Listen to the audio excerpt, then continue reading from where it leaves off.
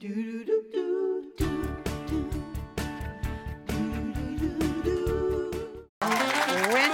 Wonderland. Dave Cos, thank you so very much. I'm going to take him everywhere I go. I was going to say, can you just move in with us? I will just.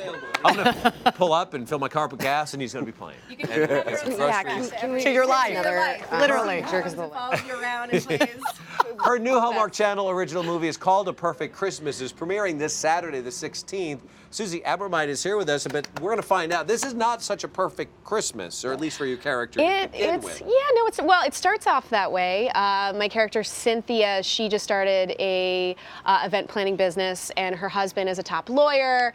He ends up getting fired. She ends up finding out she's accidentally pregnant. Oh, no. And then the in-laws that they don't really get along with are coming over, and mayhem ensues. And it's how do you, they keep trying to tell each other their secrets, and things just keep piling up and piling up. I mean, it's like real life. It's reality. It's reality. It's like watching your own family. Watching just your whole life apart in full. on the holidays. Yeah, it's usually Which is so relatable, by the way. Yeah, we actually have a really great clip of you and your husband Steve getting into a snowball fight that Yes. goes even worse for you. Take a look. How come you're not sledding? I was hanging with your mom. I feel like we had a real breakthrough. Well, you're having a breakdown. Go ahead and laugh. No, I think we really turned a corner. Congratulations, that's really big stuff. Right? Hey, Stevie. That's such a cheap shot.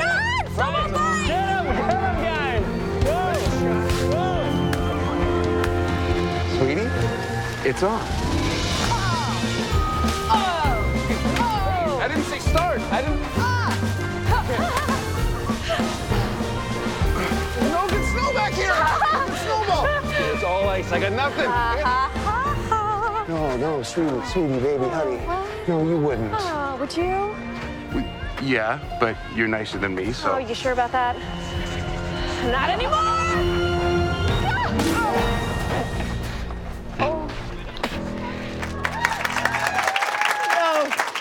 No. Story of my life. Oh my gosh, that makes me feel sick to my mother-in-law? stomach. Well, no. There's just awkward things just seem to happen to me like that all the time. I'll just say, like, at the worst timing and tact, and I'll just say the thing. I'll just put my foot in my mouth. Or Please just, tell me you've never hit your boyfriend's mother in the face with a snowball. No, that hasn't happened. No.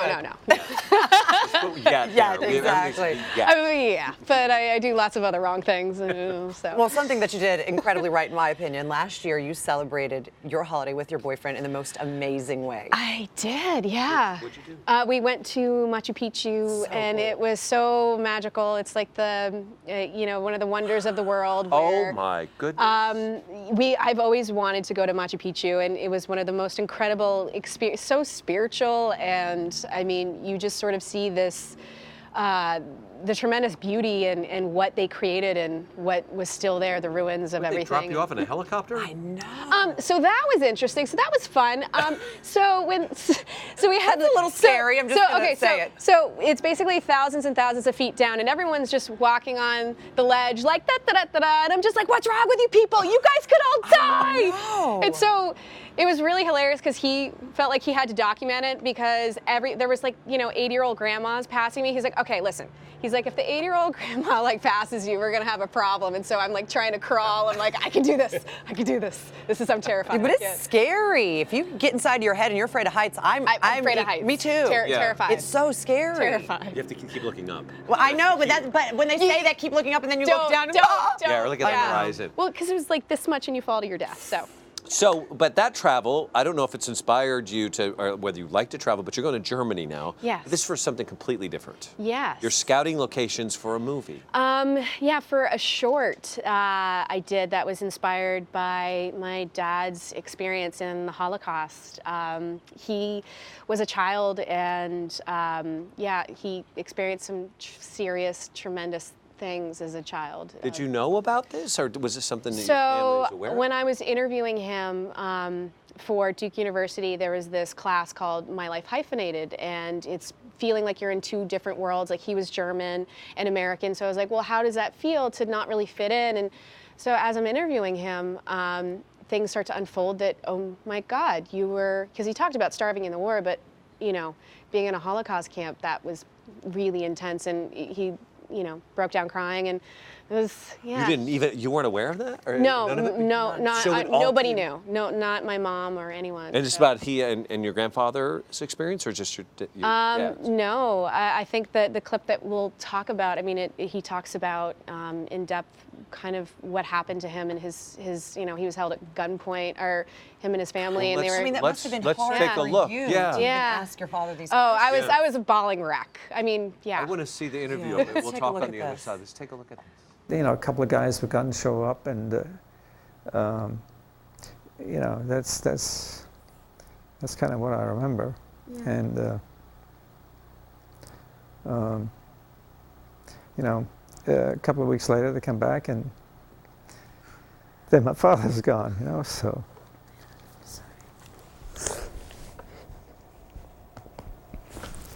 God.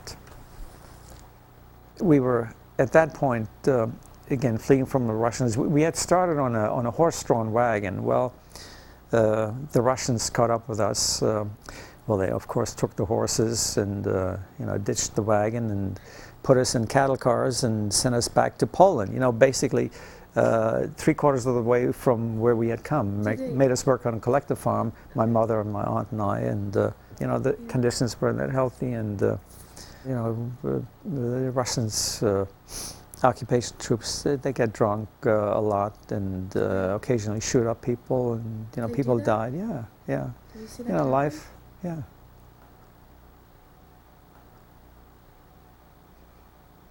God, Sorry, Dad. yeah. Take some of these things too. Come on.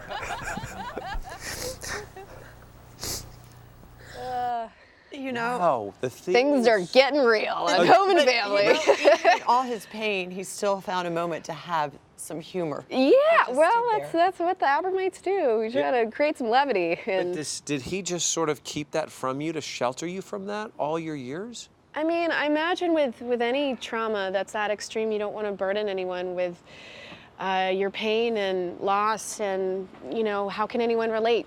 You know, I mean, really. So I felt so inspired to write something about a German girl, daughter of a Nazi, falls in love with a Jew, and how their worlds intertwine and unite, and how, you know, the father, who's a Nazi, ends up giving his life for these two lovers. So yeah, so he was actually, when he was dying, I told him the story, and I was laying by his hospital bed and told him about the story that I was writing, and he was so inspired. He's like, "You were inspired by me." And then, you know, the story was called A Fighter. And so, like, the last words he wrote were like, "I'm a fighter," like right before he died. And the last words I said was like, "I'm gonna make you proud of this." So it was a very, yeah, very emotional thing. Wow. You were clearly very close with your dad, and he did pass when you were really young. You were just 24. Yeah. Yeah. What would you say was your favorite thing about your father? His kindness, his soulful, childlike eyes, his integrity, his tremendous character that, you know, no matter what happened to him, he, you know, he won the World Cup in rowing. He was like, went to Harvard Business School. He didn't speak a lick of English and applied to one school and was like, you know, he was just that kind of, and everyone, I didn't really know much about my dad growing up, but like, there was a moment when I was on the plane and people were like, "Oh yeah, you work for Tyco," and we start talking, and like, "You must know my father, you know, Richard Abromeit." They're like, "Oh my God, Rich, this is Richard Abromeit. This is," you know. So that was like a really beautiful moment that I got to see all the people that loved him. And Well, you were clearly your father's daughter. 'Cause you had all those same Let me attributes. tell that you, he Thank he's had. you. very proud of Thank you. what the seed that you. he planted and what you've grown Thank into you. for doing what you're doing. awesome. Thank you so much. We Thank need you. Dave Koz right now. I'm telling you. That is, Need some more music. my goodness. Tune in this Saturday, 8 o'clock for the premiere of A Perfect Christmas. It's right here on Hallmark Channel. Wow, what a great story, though. I have to see you. that when you're Thank you.